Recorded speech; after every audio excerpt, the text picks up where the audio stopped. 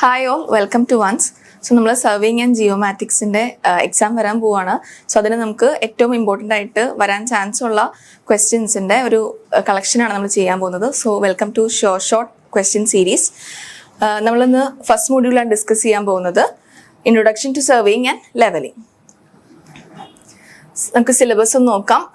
Introduction to surveying. So basic ആയിട്ട് സർവേയിങ്ങിൻ്റെ principle അത് ഇമ്പോർട്ടൻ്റ് ആണ്. അതുപോലെ linear and angular and graphical methods of surveying, survey stations എന്താണെന്നുള്ളത് അത് പല പ്രാവശ്യം ചോദിച്ചിട്ടുള്ള ക്വസ്റ്റ്യൻ ആണ്. സർവേ ലൈൻസ് എന്താണ്, അതിന്റെ ranging, bearing of survey lines, very important topic. അതിൽ ഫോർ ബിയറിംഗ്, ബാക്ക് ബിയറിംഗ് ഒക്കെ ചോദിക്കാറുള്ളതാണ്. അതുപോലെ ലോക്കൽ അട്രാക്ഷൻ ഇമ്പോർട്ടൻ്റ് ആണ്, and declination. Then methods of orientation by compass and by back citing.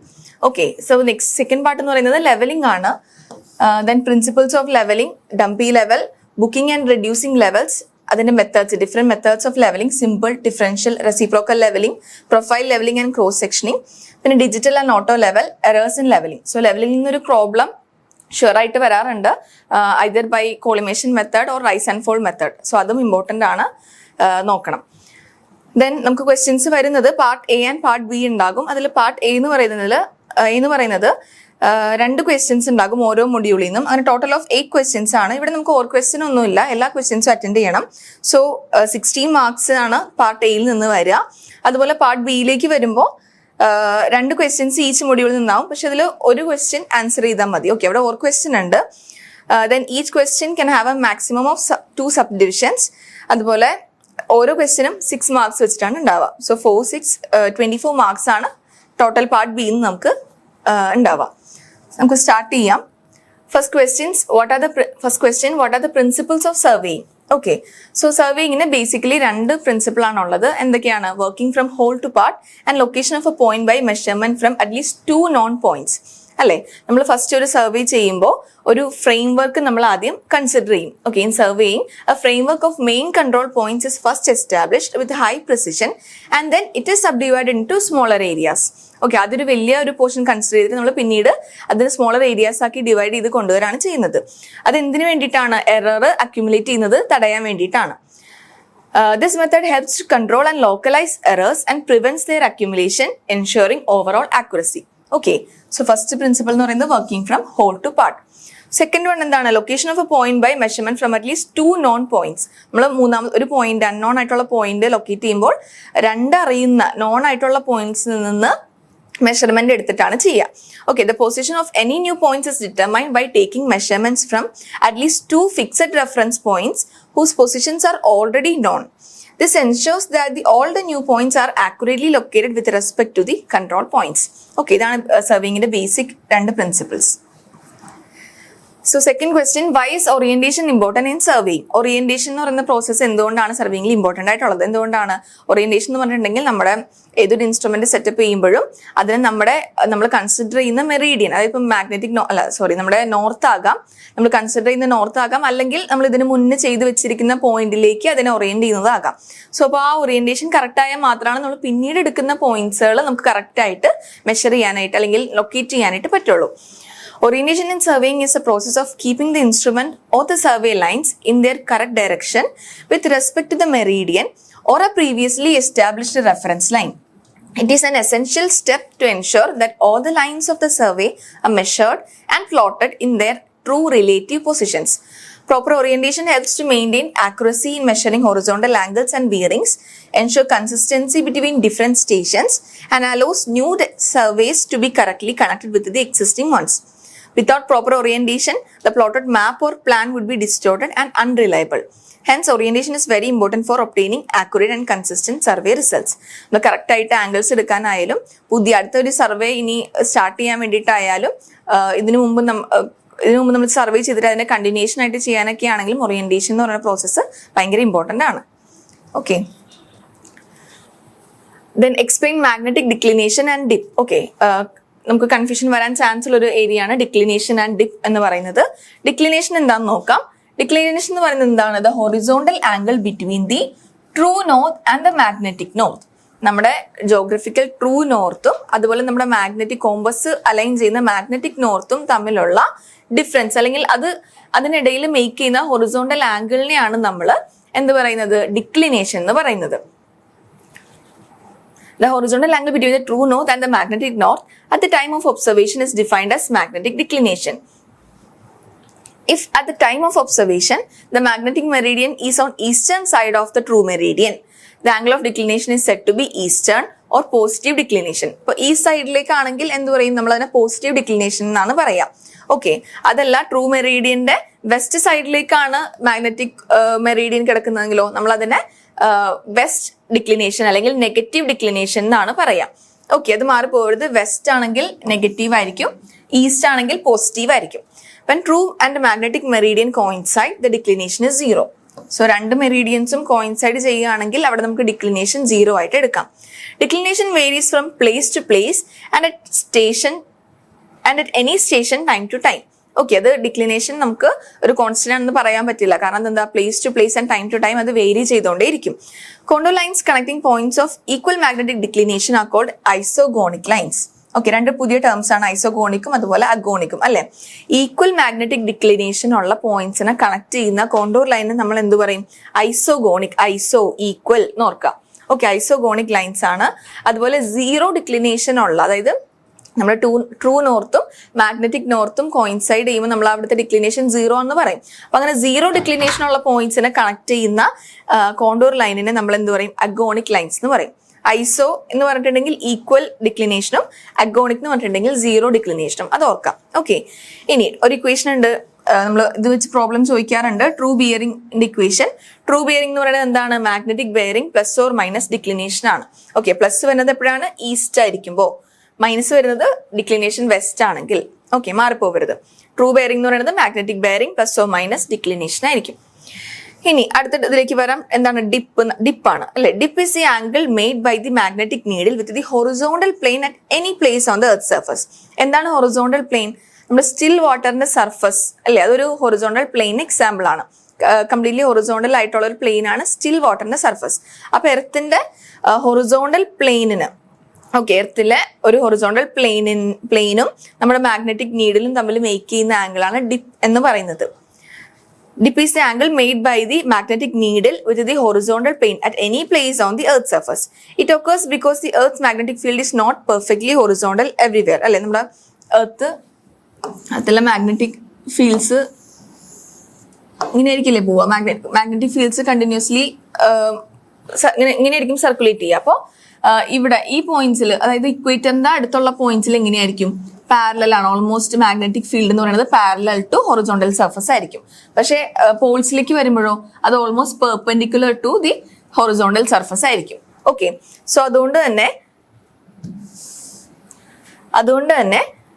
Dip എന്ന് പറയുന്നത് ഇക്വേറ്ററിന്റെ അവിടെ 0 ആയിരിക്കും.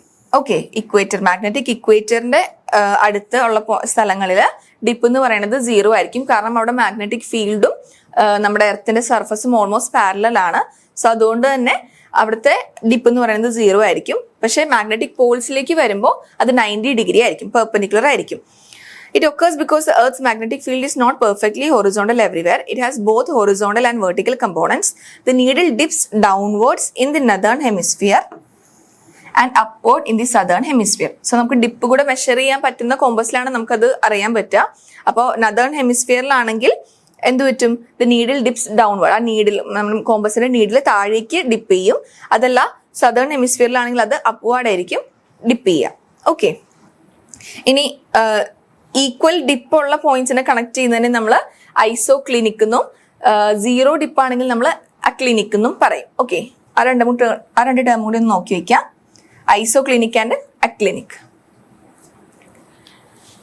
Then fourth question, explain the process of ranging a chain line between two points which are not intervisible. അല്ലെ, കാണാൻ പറ്റാത്ത രണ്ട് points, ഇവിടെ എയും ബിയും, ആ രണ്ട് പോയിന്റ്സ് തമ്മിൽ കാണാൻ പറ്റില്ല, ഇന്റർവിസിബിൾ അല്ല.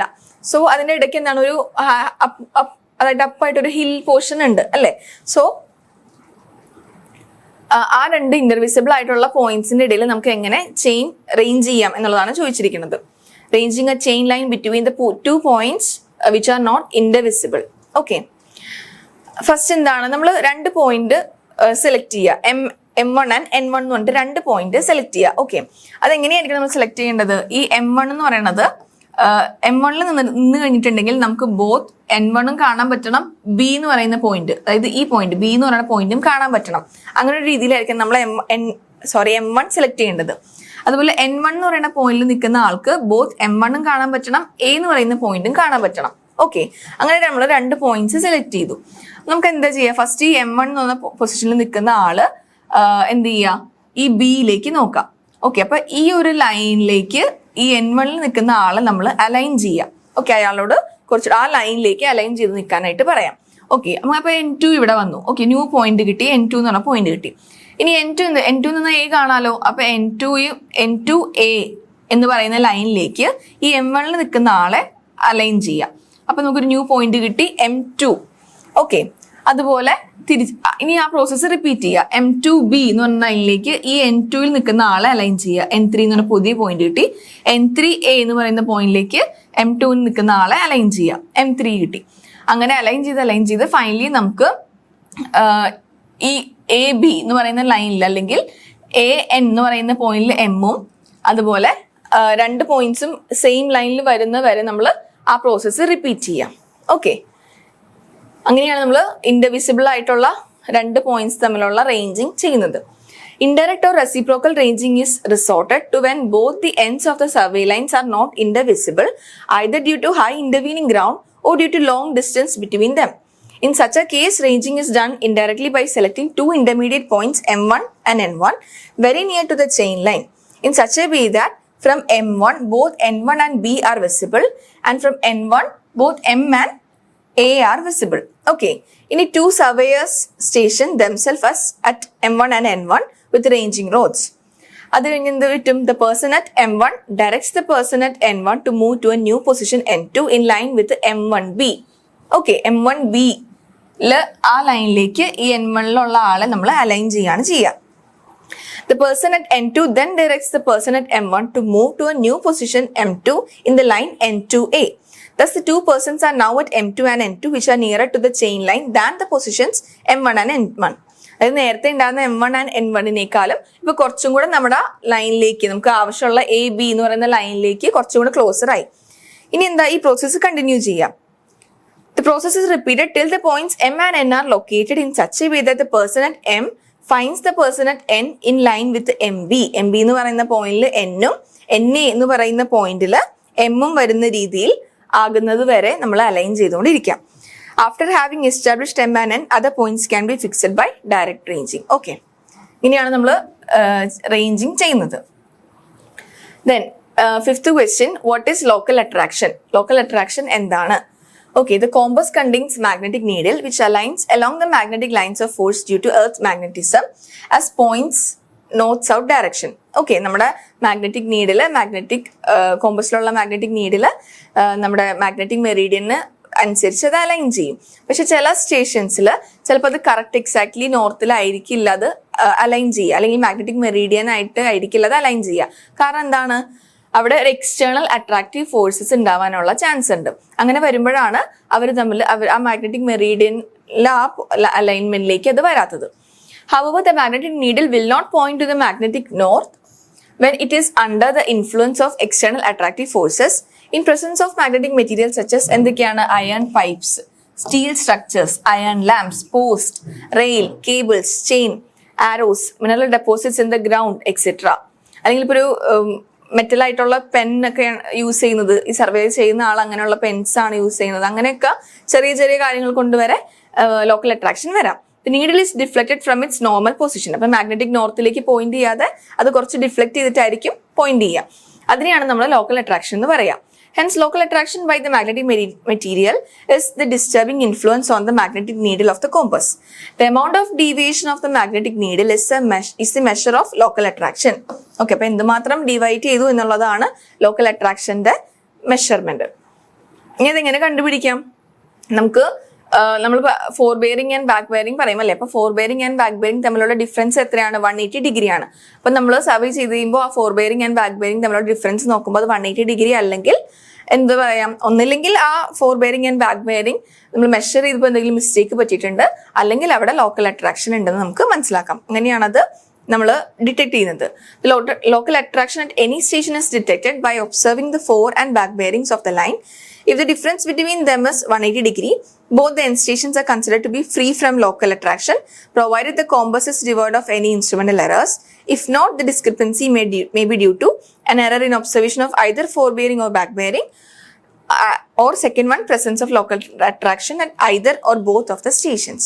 Okay. സോ സിക്സ്ത് ക്വസ്റ്റ്യനിലേക്ക് വരാം. What is A well conditioned triangle? എന്താണ് ഒരു വെൽ കണ്ടീഷൻഡ് ട്രയാങ്കിൾ? നമ്മൾ സർവേ ചെയ്യുന്നത് തന്നെ, അല്ലെങ്കിൽ ചെയിനിങ് കയ്യിലും ചെയ്യുന്നത് തന്നെ നമ്മുടെ മൊത്തം പ്ലോട്ടിനെ നമ്മൾ ട്രയാങ്കിൾസ് ആയിട്ട് ഡിവൈഡ് ചെയ്തിട്ടാണ് അല്ലേ? അപ്പൊ വെൽ കണ്ടീഷൻഡ് ട്രയാങ്കിൾ എന്താണ്? അതിലുള്ള ആംഗിൾസ് ഒന്നും ലെസ് ദാൻ 30 ആവരുത്, അതുപോലെ ഗ്രേറ്റർ ദാൻ 120 ഡിഗ്രിയും ആവരുത്. അപ്പൊ അങ്ങനെയുള്ള, അതായത് 3 ആംഗിൾസും ഒന്നില്ലെങ്കിൽ 30നേക്കാൾ വലുതായിരിക്കണം, 120നേക്കാൾ ചെറുതായിരിക്കണം. അങ്ങനെ വരുന്ന ട്രയാങ്കിൾസിനെയാണ് നമ്മൾ വെൽ കണ്ടീഷൻഡ് ട്രയാങ്കിൾസ് എന്ന് പറയാം. അപ്പൊ അതിന് ഏറ്റവും ഒരു ഐഡിയൽ എക്സാമ്പിൾ എന്ന് പറയുന്നത് ഇക്വിലാറ്ററൽ ട്രയാങ്കിൾ ആണ്.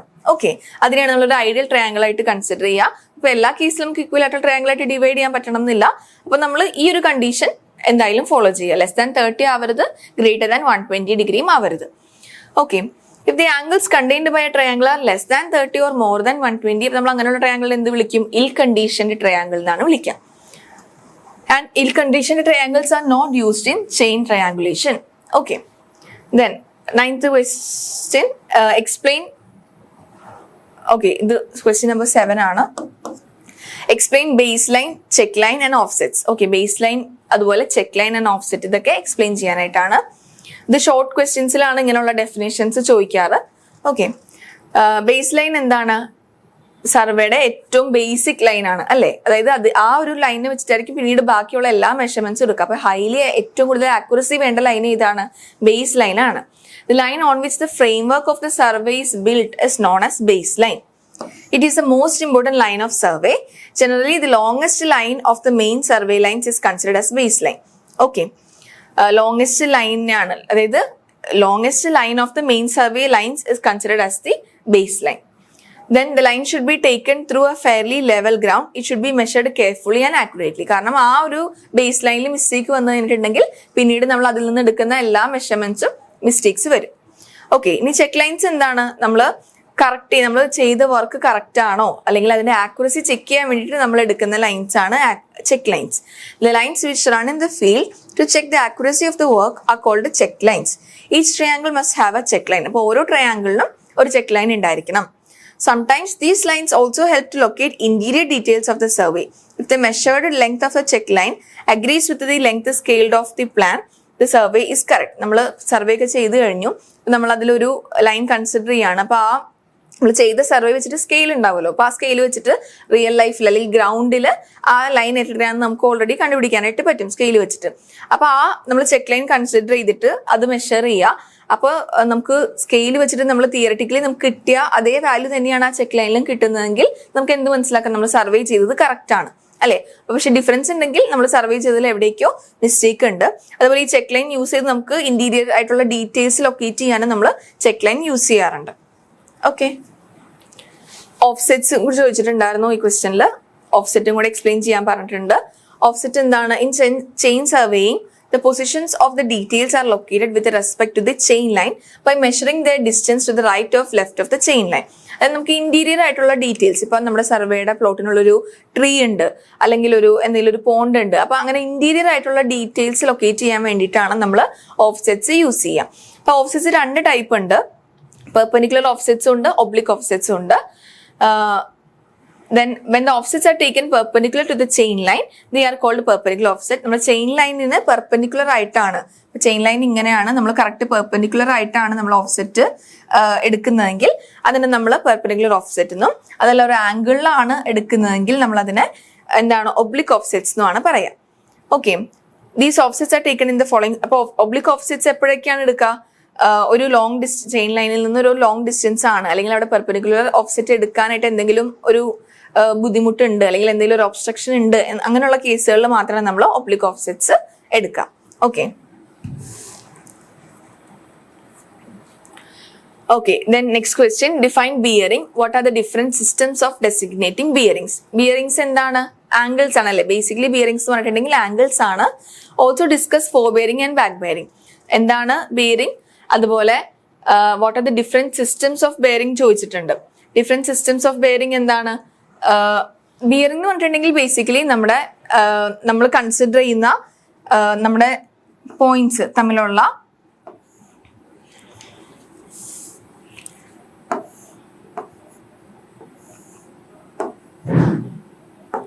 എ, ഇത് ബി ആണെങ്കിൽ നമ്മുടെ നോർത്തിൽ നിന്ന് നമ്മൾ കൺസിഡർ ചെയ്യുന്ന നോർത്തിൽ നിന്നുള്ള ആ ലൈനിലേക്കുള്ള അല്ലെങ്കിൽ നമ്മുടെ സർവേ ലൈനിലേക്കുള്ള ആംഗിളിനെയാണ് നമ്മൾ ബിയറിംഗ് എന്ന് പറയാം അല്ലേ.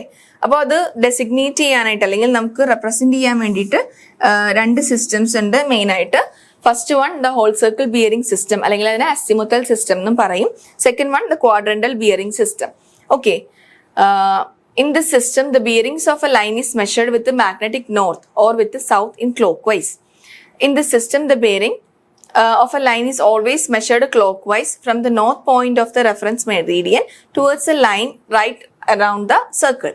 The angle thus measured between the reference meridian and the line is called the whole circle bearing of the line. It will have values between 0 and 360.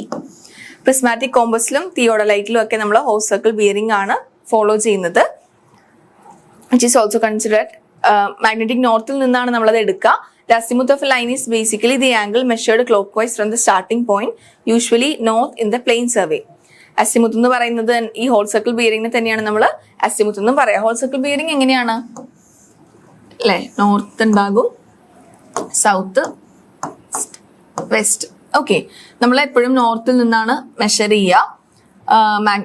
അതായത് ഇപ്പോൾ നമ്മുടെ ലൈൻ ഇങ്ങനെയാണെങ്കിൽ നമ്മൾ എന്ത് ചെയ്യും? ഹോൾ സർക്കിൾ ബിയറിംഗിൽ മെഷർ ചെയ്യുന്നത് എങ്ങനെയായിരിക്കും? ഈ ആംഗിൾ ആയിരിക്കും നമ്മൾ എടുക്കുക. നമ്മൾ ലൈൻ ഇവിടെയാണെങ്കിലോ നമ്മളതിനെ ഇങ്ങനെയായിരിക്കും മെഷർ ചെയ്യുക. ഓക്കെ, മാഗ്നറ്റിക് നോർത്തിൽ നിന്ന് നമ്മുടെ ലൈനിലേക്കുള്ള ആംഗിൾ നമ്മൾ 0 to 360 ഡിഗ്രി കംപ്ലീറ്റ് റൗണ്ടിലാണ്. അപ്പോൾ നമ്മുടെ ലൈൻ ഇവിടെയാണെങ്കിൽ നമ്മളതിനെ ഇങ്ങനെയായിരിക്കും മെഷർ ചെയ്യുക. ഓക്കെ, ഇനി ഇവിടെയാണെങ്കിലോ ലൈൻ നമ്മളതിനെ ഇങ്ങനെ.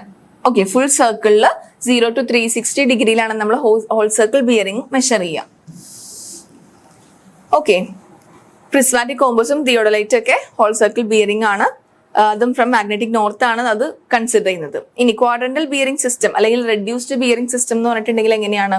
നമ്മൾ ഐദർ നോർത്ത് ഓർ സൗത്ത് എന്നാണ് മെഷർ ചെയ്യുക അല്ലേ. ഇപ്പോൾ ഇവിടെയാണ് നമ്മുടെ ലൈനെങ്കിൽ നമ്മൾ അതിനെ സൗത്ത്, ഇപ്പൊ ഇതൊരു 20 ഡിഗ്രി ആണെങ്കിൽ സൗത്ത് 20 ഡിഗ്രി ഈസ്റ്റ് അല്ലേ, അങ്ങനെയാണ് നമ്മൾ അതിനെ മെഷർ ചെയ്യുക. Either from north or south. അപ്പൊ നമ്മൾ ഏതിനാണോ ക്ലോസർ അതനുസരിച്ചായിരിക്കും നമ്മളത് മെഷർ ചെയ്യാം. ഓക്കെ, ദെൻ ഇവിടെ ഈ പോയിന്റിലാണെങ്കിലോ ഇവിടെയാണെങ്കിൽ നോർത്ത് 20 ഡിഗ്രി ഈസ്റ്റ് അല്ലേ, അങ്ങനെയാണ് നമ്മൾ ക്വാഡ്രന്റൽ ബിയറിംഗിൽ മെഷർ ചെയ്യാം. Surveyor compass observe the quadrantal bearing. Surveyor കോമ്പസിൽ ക്വാഡ്രന്റൽ ബിയറിംഗ്സ് ആണ് ഒബ്സർവ് ചെയ്യുന്നത്. അതുപോലെ ക്വാഡ്രന്റൽ ബിയറിംഗ് സിസ്റ്റത്തിൽ bearing of lines are measured clock vice or anticlockwise. ഇവിടെ എന്താണ്? ക്ലോക്ക് വൈസ് മാത്രമാണ് നമ്മൾ മെഷർ ചെയ്യുക. ഇവിടെ anti clock vice or clockwise from north or south whichever is nearer to the line. Okay, ഇനി അടുത്ത അതിൽ തന്നെയുള്ള നെക്സ്റ്റ് പാർട്ടാണ് four bearing and back bearing പറയാൻ പറഞ്ഞിട്ടുണ്ടായിരുന്നു. എന്താണ് four bearing and back bearing? Consider A line A B. A ഉണ്ട്, ഇവിടെ ബി ഉണ്ട്. ഓക്കെ, നമുക്ക് എ ബിയുടെ ഫോർ ബിയറിംഗ് പറയാൻ പറഞ്ഞാൽ നമ്മൾ എങ്ങനെ പറയും? Four bearing of A B എന്ന് പറയുന്നത് ഈ ആംഗിൾ ആയിരിക്കും അല്ലേ. നമ്മൾ കൺസിഡർ ചെയ്യുന്ന മാഗ്നറ്റിക് നോർത്തിൽ നിന്ന് എ ബി എന്ന് പറയുന്ന ലൈനിലേക്കുള്ള ആംഗിൾ ആയിരിക്കും. ഇതാണ് ഫോർ ബെയറിംഗ് അല്ലേ. ഇത് തന്നെ ബാക്ക് ബെയറിംഗ് പറയാൻ പറയുമ്പോൾ എങ്ങനെ പറയും? ഓക്കെ, ഇതാണ് ബാക്ക് ബെയറിംഗ്. ഇതാണ് നമ്മുടെ ബാക്ക് ബെയറിംഗ്. അതായത് നമ്മൾ കൺസിഡർ ചെയ്യുന്ന നോർത്തിൽ നിന്ന് നമ്മുടെ ലൈനിലേക്കുള്ള ക്ലോക്ക് വൈസ് ആയിട്ടുള്ള ആംഗിൾ ആണ് നമ്മൾ ബാക്ക് ബെയറിംഗ്. അപ്പൊ അതായത് ഇപ്പൊ ലൈൻ എ ബിയുടെ ഫോർ ബെയറിംഗ് എന്ന് പറയുന്നത് ആംഗിൾ എ ബിയും തിരിച്ചാണെങ്കിൽ ആംഗിൾ ബി എ എന്നാ പറയാ. ബാക്ക് ബെയറിംഗിന്റെ കേസിൽ ആംഗിൾ ബി എ എന്നാണ് പറയാ. ഓക്കെ, ഫോർ ബെയറിംഗ് നോക്കാം. The bearing of a line in the direction of progress of survey is called the fore or forward bearing. അതായത് A B എന്ന് പറഞ്ഞിട്ടുണ്ടെങ്കിൽ എന്താണ്? ആ ലൈനിന്റെ സ്റ്റാർട്ടിങ് എ ആണ്, ബി ആണ് എൻഡിങ്. അപ്പൊ ആ പ്രോഗ്രഷൻ ഓഫ് സർവേ ആ ഒരു ഡയറക്ഷനിൽ തന്നെ നമ്മൾ ക്ലോക്ക് വൈസ് മെഷർ ചെയ്യുന്ന അല്ലെങ്കിൽ ആ ഡയറക്ഷൻ ഓഫ് സർവേ അനുസരിച്ച് നമ്മൾ മെഷർ ചെയ്യുന്ന ആംഗിൾ ആണ് ഫോർ ബെയറിംഗ്. അതല്ല തിരിച്ച് ഓപ്പോസിറ്റ് ബി എ, അതായത് ബിയിൽ നിന്ന് എയിലേക്ക് എന്നുള്ള രീതിക്ക് മെഷർ ചെയ്യുന്ന ആംഗിൾ ആണ് back bearing. The bearing of a line in the opposite direction of progress of survey is known as back or reverse bearing. The bearing of a line is indicated in the order in which the line is lettered. Thus, bearing from A to B is forebearing of the line AB, whereas bearing of the line AB in the direction of B to A is back bearing.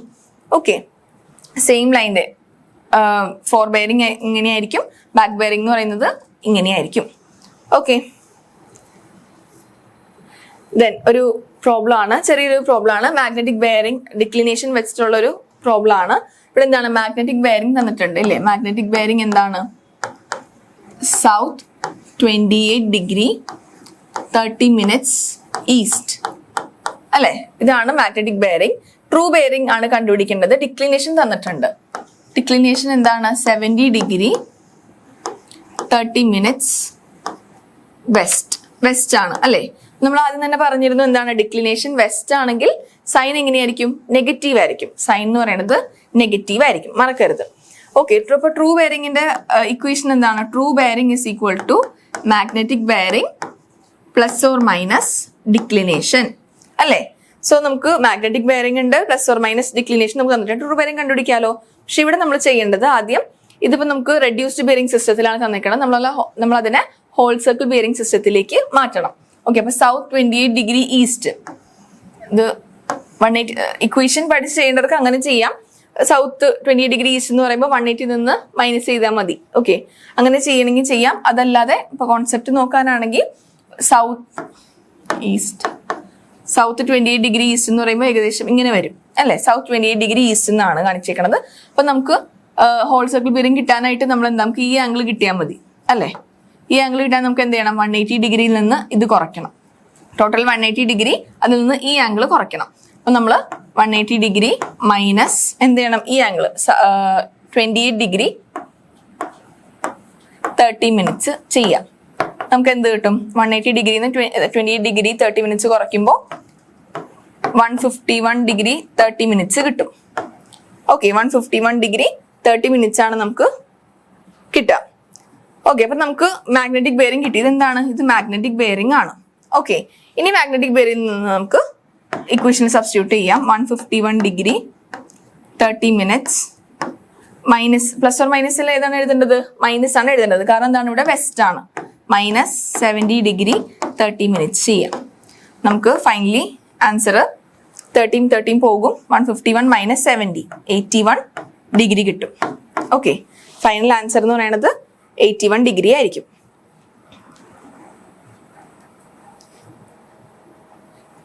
Okay, ഇങ്ങനെയാണ് ചെയ്യുക. അപ്പോൾ plus or minus എന്നുള്ള കാര്യം മാറിപ്പോവരുത്. അതുപോലെ whole circle ബെയറിംഗിലേക്ക് ഇത് convert ചെയ്യണം, അതും മാറിപ്പോവരുത്. അതും ചെയ്തിട്ട് വേണം മൈനസ് ചെയ്യാൻ വേണ്ടിയിട്ട്. ഓക്കെ, ഇനി ലെവലിംഗിൽ ഒരു ക്വസ്റ്റ്യൻ ആണ്. ലെവലിംഗിലെ പ്രോബ്ലം ഇമ്പോർട്ടന്റ് ആണ്. ഞാനിവിടെ പ്രോബ്ലം ഡിസ്കസ് ചെയ്യുന്നില്ല, പക്ഷെ എൻ്റെ കോൺസെപ്റ്റ് പറയാം എങ്ങനെയാണെന്നുള്ളത്. സോ കോൺസെപ്റ്റ് ക്ലിയർ ആണെങ്കിൽ നമുക്ക് റൈസ് ഓഫ് കോളിമേഷൻ മെത്തേഡ് ആണെങ്കിലും റൈസ് ആൻഡ് ഫോൾ മെത്തേഡ് ആണെങ്കിലും ഈസി ആയിട്ട് ചെയ്യാൻ പറ്റും. അതുപോലെ ഈ ടേംസ് ഒക്കെ ഷോർട്ട് ക്വസ്റ്റ്യൻസ് ആയിട്ട് ചോദിക്കാം. ഓക്കെ, അങ്ങനെ അത് ചോദിക്കാവുന്നതാണ്. ലോങ് ക്വസ്റ്റ്യൻ, അതായത് പാർട്ട് ബിയിൽ ഒരു പ്രോബ്ലം ലെവലിംഗിന്റെ പ്രോബ്ലം എക്സ്പെക്ട് ചെയ്യാവുന്നതാണ്. Height of instrument. Okay, first നമ്മൾ ലെവലിംഗ് ചെയ്യുമ്പോൾ ലെവലിംഗ് മെത്തേഡിൽ നമ്മൾ ആദ്യം നമുക്ക് ഒരു ബെഞ്ച് മാർക്ക് ഉണ്ടാകും അല്ലെ? നമുക്ക് ആ ബെഞ്ച് മാർക്ക് എന്താണ്? നമുക്ക് അറിയുന്ന ഒരു പോയിന്റ് ഓൾറെഡി നമുക്ക് അവിടുത്തെ, അതായത് ഒരു ഡാറ്റം ഉണ്ട്. ഓക്കെ, മുംബൈ ഹൈ ആണ് നമ്മൾ ഡാറ്റമായിട്ട് കൺസിഡർ ചെയ്യണത്. നമ്മൾ ഫോളോ ചെയ്യുന്ന ഡാറ്റം അതാണ് നമ്മൾ കൺസിഡർ ചെയ്യാണ്. ഒരു ഡാറ്റം ഉണ്ട്. അപ്പൊ ആ ഡാറ്റം വെച്ചിട്ടുള്ള എനിക്ക് ഈ എയുടെ പോയിന്റിന്റെ റെഡ്യൂസ്ഡ് ലെവൽ ഓൾറെഡി എനിക്ക് അറിയാം. അതിനു മുമ്പ് ആളുകൾ സർവേ ചെയ്തത് കണ്ടുപിടിച്ച് വെച്ചിട്ടുണ്ടെന്ന് വിചാരിക്കാം. അപ്പോൾ അങ്ങനെയുള്ള റെഡ്യൂസ്ഡ് ലെവൽ അറിയുന്ന പോയിന്റിനെയാണ് നമ്മൾ എന്ത് പറയാ? ബെഞ്ച് മാർക്ക് എന്ന് പറയാം അല്ലെ? ഓൾറെഡി നമുക്ക് അവിടുത്തെ റെഡ്യൂസ്ഡ് ലെവൽ അറിയാം. അപ്പൊ ഇതാണ് ബെഞ്ച് മാർക്ക്. ബെഞ്ച് മാർക്ക് എന്ന് പറയുന്ന പോയിന്റ് ആണ് എ. ഓക്കെ, അപ്പൊ എ എന്ന് പറയുന്ന ഒരു പോയിന്റ് ഉണ്ട്. അതുപോലെ നമുക്ക് ഇനി കണ്ടുപിടിക്കേണ്ട പോയിന്റ്സ് എന്തൊക്കെയാണ്? ബി കണ്ടുപിടിക്കണം, സി കണ്ടുപിടിക്കണം, ഡി കണ്ടുപിടിക്കണം. ഓക്കെ, അപ്പൊ നമ്മുടെ ഇൻസ്ട്രുമെന്റ് ഇവിടെ സെറ്റ് ചെയ്തു, ലെവലിങ്ങും കാര്യങ്ങളൊക്കെ ചെയ്തു. അത് കഴിഞ്ഞ് നമ്മൾ എന്ത് ചെയ്യാം? ഇവിടെ സ്റ്റാഫ് വെച്ചു, ഇങ്ങോട്ട് സൈറ്റ് ചെയ്തു. ഓക്കെ, ഇങ്ങോട്ട് നമ്മൾ ലെവൽ വെച്ച് സൈറ്റ് ചെയ്തു. അപ്പൊ ഈ സൈറ്റ് ചെയ്യുന്ന ഈ ലൈൻ ഉണ്ടല്ലോ, അതായത് നമ്മുടെ ലൈൻ ഓഫ് സൈറ്റിന്റെ നമ്മൾ നമുക്ക് ഹൈറ്റ് ഓഫ് ദി ഇൻസ്ട്രുമെന്റ് വേണം, അതുപോലെ ഓരോ ഈ പോയിന്റ്സിന്റെ ഒക്കെ റെഡ്യൂസ്ഡ് ലെവൽ വേണം. ഈ റെഡ്യൂസ്ഡ് ലെവൽ വേണം എന്നുള്ളതാണ് നമ്മുടെ ബേസിക് ആവശ്യം. അതായത് ഈ പോയിന്റുകളുടെ നമ്മുടെ ബേസിക് ഡാറ്റം വെച്ചിട്ടുള്ള ഹൈറ്റ് വേണം, അതിനാണ് റെഡ്യൂസ് ലെവൽ എന്ന് പറയുക. അപ്പൊ ആ റെഡ്യൂസ് ലെവൽ കണ്ടുപിടിക്കുക എന്നുള്ളതാണ് നമ്മുടെ ഒരു ടാസ്ക് എന്ന് പറയുന്നത്. ഓക്കെ, അപ്പൊ അത് കണ്ടുപിടിക്കാൻ വേണ്ടിയിട്ടാണ് നമ്മൾ ഇങ്ങനെ ചെയ്യുന്നത്. നമ്മൾ ഇൻസ്ട്രുമെന്റ് സെറ്റ് ചെയ്തു, നമുക്ക് അറിയാവുന്ന പോയിന്റിലെ ലെവൽ വെച്ചിട്ട് നമ്മൾ ബാക്ക് സൈറ്റ് ചെയ്തു, നമ്മൾ സൈറ്റ് ചെയ്തു. അപ്പൊ ആ സൈറ്റ് ചെയ്തതിന് ഈ സൈറ്റിനെയാണ് നമ്മൾ ബാക്ക് സൈറ്റ് എന്ന് പറയുക. അതായത് ഈ എ എന്ന് പറയുന്ന ഈ ഡിസ്റ്റൻസ് ആണ് നമ്മുടെ ബാക്ക് സൈറ്റ് എന്ന് പറയുന്നത്. കാരണം എന്താണ്, നമുക്ക് ഓൾറെഡി നമുക്ക് ഇവിടുത്തെ റെഡ്യൂസ് ലെവൽ അറിയാം. അങ്ങനെയുള്ള ഓൾറെഡി റെഡ്യൂസ് ലെവൽ അറിയാവുന്ന ഒരു പോയിന്റിലേക്ക് നമ്മൾ എടുക്കുന്ന സൈറ്റിനെയാണ് നമ്മൾ ബാക്ക് സൈറ്റ് എന്ന് പറയാം. ഓക്കെ, അത് നമ്മൾ ഫസ്റ്റ് ടേം അതാണ് ബാക്ക് സൈറ്റ്. ഓക്കെ, നമുക്ക് ബാക്ക് സൈറ്റ് കിട്ടി. അപ്പൊ നമുക്ക് നമ്മുടെ ഹൈറ്റ് ഓഫ് ദി ഇൻസ്ട്രുമെന്റ് എന്ന് പറയുന്നത് എന്താണ്, നമ്മുടെ ലൈൻ ഓഫ് സൈറ്റും നമ്മുടെ ഡാറ്റയും തമ്മിലുള്ള ഹൈറ്റ് ആണ്. അല്ലാതെ നമ്മുടെ ടെലസ്കോപ്പ് അല്ലെങ്കിൽ നമ്മുടെ തിയോഡലൈറ്റിന്റെ സെന്റർ തൊട്ടുള്ള ഡിസ്റ്റൻസ് അല്ല. ലൈൻ ഓഫ് സൈറ്റും നമ്മുടെ ഡാറ്റയും തമ്മിലുള്ള ഹൈറ്റിനെയാണ് നമ്മൾ ഹൈറ്റ് ഓഫ് ഇൻസ്ട്രുമെന്റ് എന്ന് പറയാം. ഓക്കെ, അപ്പൊ ഈ ഹൈറ്റ് ഓഫ് ഇൻസ്ട്രുമെന്റ് നമുക്ക് കണ്ടുപിടിക്കാമല്ലോ. നമുക്ക് ഇവിടുത്തെ റെഡ്യൂസ് ലെവൽ ഓൾറെഡി അറിയാം, പ്ലസ് ഈ ബാക്ക് സൈറ്റ് ഈ വാല്യൂ കൂടെ ആഡ് ചെയ്താൽ പോരെ. അപ്പൊ നമുക്ക് എന്ത് കിട്ടും, ഹൈറ്റ് ഓഫ് ദി ഇൻസ്ട്രുമെന്റ് കിട്ടും, HI കിട്ടും. ഓക്കെ, ഈ ഹൈറ്റ് ഓഫ് ദി ഇൻസ്ട്രുമെന്റ് ഒരു സ്റ്റേഷൻ സെറ്റപ്പിന് ഈ ഹൈറ്റ് ഓഫ് ദി ഇൻസ്ട്രുമെന്റ് എന്ന് പറയുന്നത് കോൺസ്റ്റന്റ് ആയിരിക്കും. കണ്ടില്ലേ, ഇല്ല നമ്മൾ ഈ നമ്മുടെ എക്യുപ്മെന്റ് നമ്മൾ ഇവിടെ നിന്ന് മാറ്റുന്നില്ല, ഇൻസ്ട്രുമെന്റ് ഇവിടെ നിന്ന് മാറ്റുന്നില്ല. അതുകൊണ്ട് തന്നെ ഒറ്റ സ്റ്റേഷൻ പൊസിഷനിൽ ഇൻസ്ട്രുമെന്റ് ചേഞ്ച് ഇല്ലെങ്കിൽ അവിടുത്തെ ഹൈറ്റ് ഓഫ് സൈറ്റ് എന്ന് പറയുന്നത് കോൺസ്റ്റന്റ് ആയിരിക്കും. ഓക്കെ, ഹൈറ്റ് ഓഫ് സൈറ്റ് കിട്ടി, ബാക്ക് സൈറ്റ് കിട്ടി, ഇവിടുത്തെ ബെഞ്ച് മാർക്ക് അറിയാം. ഇനി നമുക്ക് എന്താണ്, ബി എന്ന് പറയുന്ന പോയിന്റിലെ ഹൈറ്റ് കണ്ടുപിടിക്കണം അല്ലെ. ബി എന്ന് പറയുന്ന പോയിന്റിൽ നമ്മൾ സ്റ്റാഫ് വെച്ചു, നമ്മൾ സൈറ്റ് ചെയ്തു, ബി എന്ന് പറയുന്ന പോയിന്റിലേക്ക് സൈറ്റ് ചെയ്തു.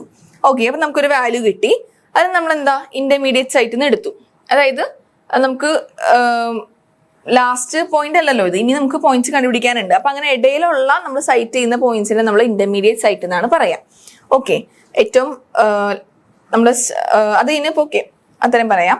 ഇന്റർമീഡിയറ്റ് സൈറ്റ് കിട്ടി നമുക്ക്. നമ്മളെ ഇടയിലുള്ള പോയിന്റ്സ്, അതായത് ഏറ്റവും ഫസ്റ്റത്തെ അല്ല ഏറ്റവും ലാസ്റ്റത്തെ അല്ല, അല്ലാതെ നമ്മൾ ഇടയിൽ ചെയ്യുന്ന സൈറ്റുകളെയാണ് നമ്മൾ ഇന്റർമീഡിയറ്റ് സൈറ്റ് എന്ന് പറയാം. ഓക്കെ, ഇന്റർമീഡിയറ്റ് സൈറ്റ് കിട്ടി, ബി കിട്ടി. ഇവിടുത്തെ നമുക്ക് എന്താണ് വേണ്ടത്, ഇവിടുത്തെ റെഡ്യൂസ്ഡ് ലെവലാണ് വേണ്ടത് അല്ലേ. നമുക്ക് ഈ സൈറ്റ്, ഈ ബി എന്ന് പറയുന്ന വാല്യൂ ആണ് നമുക്ക് ഇപ്പൊ കിട്ടിയിരിക്കുന്നത്. നമുക്ക് ഹൈറ്റ് ഓഫ് ദി ഇൻസ്ട്രുമെന്റ് അറിയാം. നമുക്ക് എന്താണ് വേണ്ടത്, ഈ ഹൈറ്റ് ആണ് നമുക്ക് വേണ്ടത് അല്ലേ. ഈ ഹൈറ്റ് ആണ് നമുക്ക് വേണ്ടത്. നമുക്ക് എന്ത് ചെയ്യാം, നമുക്ക് ഓൾറെഡി ഈ ഹൈറ്റ് അറിയാം, ഈ ഹൈറ്റും നമുക്ക് അറിയാം. നമുക്ക് ഈ ഹൈറ്റ് കണ്ടുപിടിക്കാമല്ലോ. എങ്ങനെയാണ്, height of the instrument minus നമ്മുടെ ഇന്റർമീഡിയറ്റ് സൈറ്റ്.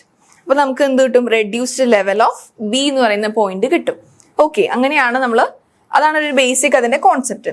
ഇനി ഒരു കാര്യം പറയാൻ വിട്ടുപോയി, ഇവിടെ ബാക്ക് സൈറ്റ് എന്ന് പറയുന്നത് നമ്മൾ മൈനസ് സൈറ്റ് എന്നും കൂടെ പറയും. കാരണം എന്താണ്, നമ്മൾ ഒരു സർവേ ചെയ്യാനായിട്ട് നമ്മൾ ആദ്യം ഇൻസ്ട്രുമെന്റ് സെറ്റ് ചെയ്ത് കഴിഞ്ഞിട്ട് ആദ്യമായിട്ട് എടുക്കുന്ന സൈറ്റ്, അതായത് അറിയുന്ന പോയിന്റിലേക്ക് ഫസ്റ്റ് ചെയ്യുന്ന സൈറ്റ് ആണ് ബാക്ക് സൈറ്റ്. ബാക്ക് സൈറ്റ് നമ്മൾ എപ്പോഴും ഇവിടെ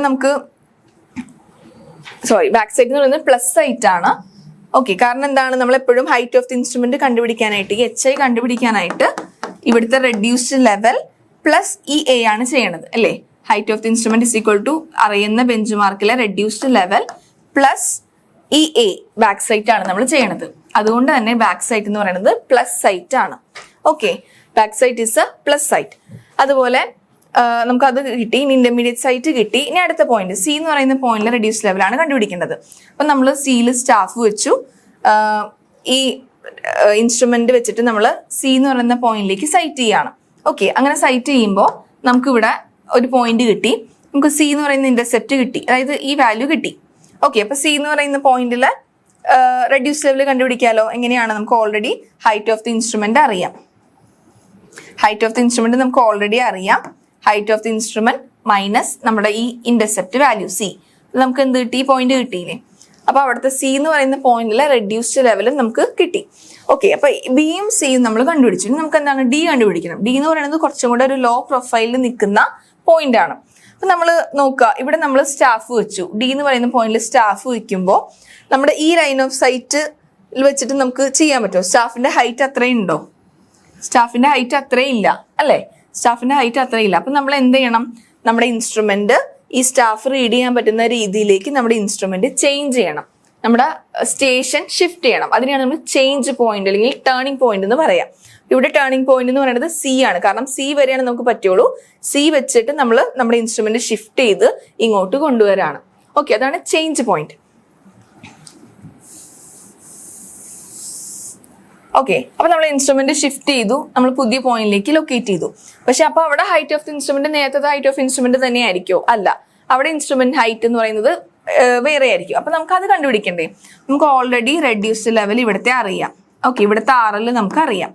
അപ്പൊ നമുക്ക് എന്താണ്, ഇതൊരു ബെഞ്ച് മാർക്ക് പോയിന്റ് പോലെ അല്ലേ? കാരണം ഓൾറെഡി RL അറിയുന്ന ഒരു പോയിന്റിലേക്ക് നമ്മൾ ഫസ്റ്റ് ഇൻസ്ട്രുമെന്റ് പുതിയൊരു ഇൻസ്ട്രുമെന്റ് സ്റ്റേഷനിലേക്ക് ഇൻസ്ട്രുമെന്റ് സെറ്റ് ചെയ്ത് കഴിഞ്ഞിട്ട് ആദ്യമായിട്ട് നമ്മൾ എന്താണ് എടുക്കുക?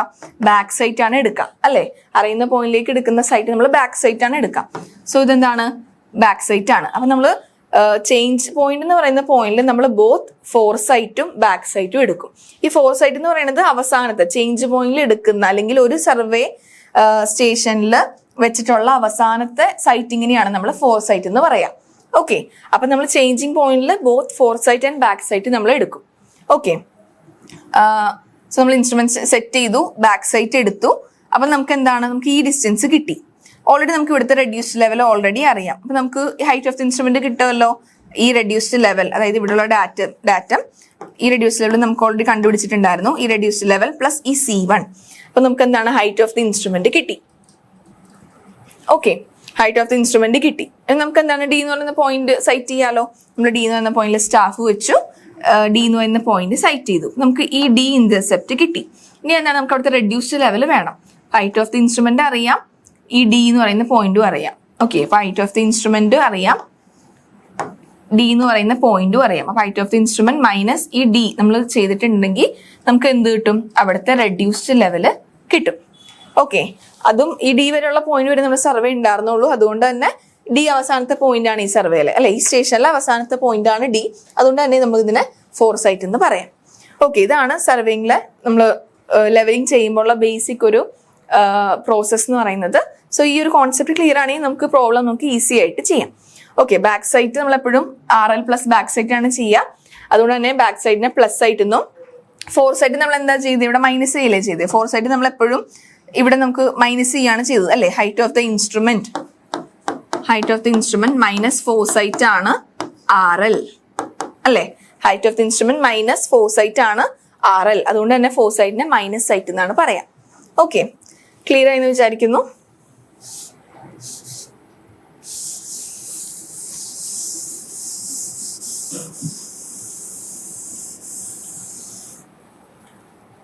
ഓക്കെ, അപ്പൊ നമ്മൾ ഹൈറ്റ് ഓഫ് ദി ഇൻസ്ട്രുമെന്റ് പറഞ്ഞു. എന്താണ്? It is elevation of the plane of collimation. ഇൻസ്ട്രുമെന്റിന്റെ ഹൈറ്റ് അല്ല, ലൈൻ ഓഫ് സൈറ്റ് തമ്മിലുള്ള ലെവലാണ് നമ്മൾ നോക്കണം. ലൈൻ ഓഫ് സൈറ്റ് നിന്നും ഡാറ്റത്തിലേക്കുള്ള ഡിസ്റ്റൻസ് ആണ് height of the instrument. Plane of collimation, when the instrument is leveled, it should be noted that the height of an instrument does not mean the height of the center of the telescope above the ground where the level is set up. Okay, അപ്പൊ നമ്മൾ ഗ്രൗണ്ടിൽ നിന്നുള്ള ടെലസ്കോപ്പിന്റെ height ആണെന്ന് വിചാരിക്കരുത്. ഇനി back sight എന്ന് പറയുന്നത് എന്താണ്? ബാക്ക് സൈറ്റ് എന്ന് പറയുന്നത് it is A staff reading taken on A point of known elevation. The example is site on a benchmark, station A. ഇവിടെ സ്റ്റേഷൻ A ആയിരുന്നില്ലേ benchmark? Then or on a change point. കണ്ടേ, C എന്ന് പറയുന്ന പോയിന്റിൽ കണ്ടോ back sight എടുത്തു നമ്മൾ അല്ലെ? ചേഞ്ച് പോയിന്റിലോ അല്ലെങ്കിൽ ഒരു ബെഞ്ച് മാർക്കിലോ ചെയ്യുന്ന സൈറ്റിങ്ങിനെയാണ് നമ്മൾ ബാക്ക് സൈറ്റ് എന്ന് പറയാം. ഫിഗർ എയിൽ ബോത്ത് A ആൻഡ്, അതായത് ഈ വാല്യൂ ഈ C1 എന്ന് പറയുന്ന വാല്യൂ ആണ് നമ്മുടെ back sites. It is the staff reading taken after the level is set up. It is also called a plus site. Then എന്താണ് four site? It is a staff reading taken on a point whose elevation is to be determined. Example, a site on a change point, that is station C and D. In figure, C and D are four sites. C and D. ഇത് four site ആണ്, ഇതും four site ആണ്. Okay. It is also called a minus site. It is the last staff reading and denotes a shifting of the level. അപ്പോൾ four site ആണെന്ന് പറഞ്ഞിട്ടുണ്ടെങ്കിൽ നമുക്ക് എന്ത് മനസ്സിലാക്കാം? അത് ആ ഒരു സർവീസ് സ്റ്റേഷനിലുള്ള ലാസ്റ്റ് വാല്യൂ ആണെന്ന് മനസ്സിലാക്കാം. അത് കഴിഞ്ഞ് നമ്മൾ ഒന്നുമില്ലെങ്കിൽ ഇൻസ്ട്രുമെന്റ് ഷിഫ്റ്റ് ചെയ്യായിരിക്കും, അല്ലെങ്കിൽ അത് ആ സർവേ അവിടെ ഫിനിഷ് ചെയ്യായിരിക്കും. ഇനി ഇന്റർമീഡിയറ്റ് സൈറ്റ് എന്താണ്? ഫോർ സൈറ്റിനും ബാക്ക് സൈറ്റിനും ഇടയിൽ എടുക്കുന്ന എല്ലാ സ്റ്റാഫ് റീഡിങ്ങിനെയും നമ്മൾ ഇന്റർമീഡിയറ്റ് സൈറ്റ് എന്ന് പറയും. ചേഞ്ച് പോയിന്റ് എന്താണ് അല്ലെങ്കിൽ ടേണിംഗ് പോയിന്റ് എന്ന് പറയുന്നത് എന്താണ്? It is a point denoting the shifting of the level. Both the fore side and back side are taken on this point. Okay, ഇനി what is benchmark? Explain the different benchmarks. Benchmark എന്താണ്? അത് different benchmarks explain ചെയ്യാം. Okay, benchmark എന്താണ്? It is the affixed reference point of known elevation. നമുക്ക് അതായത് അവിടുത്തെ reduced level നമുക്ക് already അറിയായിരിക്കും. Depending upon the permanency and precision, benchmark are of the following type. എന്തൊക്കെയാണ്? 4 type ഉണ്ട്. Great trigonometric survey, GTS benchmarks. അതെന്താണ്? നമ്മുടെ survey of India department establish ചെയ്യുന്ന ഓവറോൾ നമ്മുടെ കൺട്രി മൊത്തത്തിൽ 100 കിലോമീറ്റർ ഇന്റർവെല്ലിൽ എസ്റ്റാബ്ലിഷ് ചെയ്യുന്ന ബെഞ്ച് മാർക്സിനെയാണ് നമ്മൾ GTS ബെഞ്ച് മാർക്ക് എന്ന് പറയാം. നമ്മൾ means sea level at Bombay port as datum. Okay, Bombay പോർട്ടിലുള്ള മീൻ സീ ലെവലാണ് നമ്മൾ ബെഞ്ച് മാർക്കായിട്ട് കൺസിഡർ ചെയ്യുന്നത്. Then their elevations are shown on a GTS map. Okay, Survey of India Department 100 kilometer interval almost about all around the country ചെയ്യുന്നതാണ് GTS benchmarks. Next one എന്താണ്? Permanent benchmarks. These are established between the GTS benchmarks by the government agencies like PWD on clearly defined and permanent points such as the top of a parapet, wall of a bridge or culvert, kilometre stone or railway platform. Railway പ്ലാറ്റ്ഫോമിലൊക്കെ നമ്മൾ പോകുമ്പോൾ കണ്ടിട്ടുണ്ടാകും, അവിടെ ഇത്ര ഹൈറ്റിലാണ് elevation ആണെന്ന് എഴുതിയിട്ടുണ്ടാകും അല്ലേ. So അതാണ് permanent bench marks. ഇത് ഓരോരോ ഗവൺമെന്റ് PWDs ആയിരിക്കും എസ്റ്റാബ്ലിഷ് ചെയ്യുക.